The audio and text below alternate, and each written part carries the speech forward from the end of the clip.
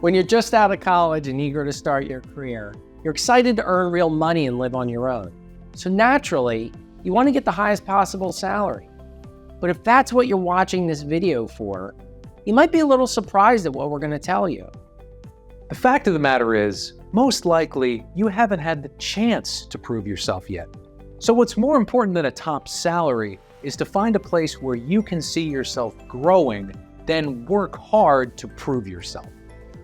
When Alex and I started our careers, we could have made more money doing something else, but we chose less money for the possibility of a greater future.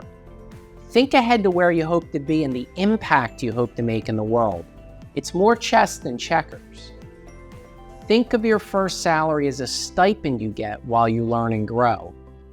Find out what the industry average is for your desired position. Then determine what negotiating power you have.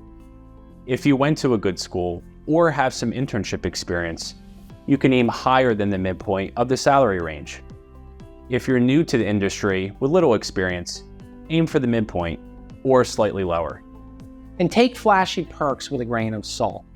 Cushy chairs and a ping pong table in the break room may sound cool, but what's far more important is the people you'll be working with. When Ed and I started working together, our work became infinitely more enjoyable because of the people we met along the way. I mean, I am pretty fun to work with. It's true.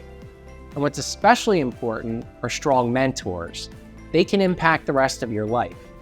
Looking back, I'm grateful we chose something harder and less glamorous in the beginning. It paid off because of the connections and experiences we gained. That can happen for you too, so choose and negotiate wisely. At Birch Financial, we care about your goals and we want to help you achieve them.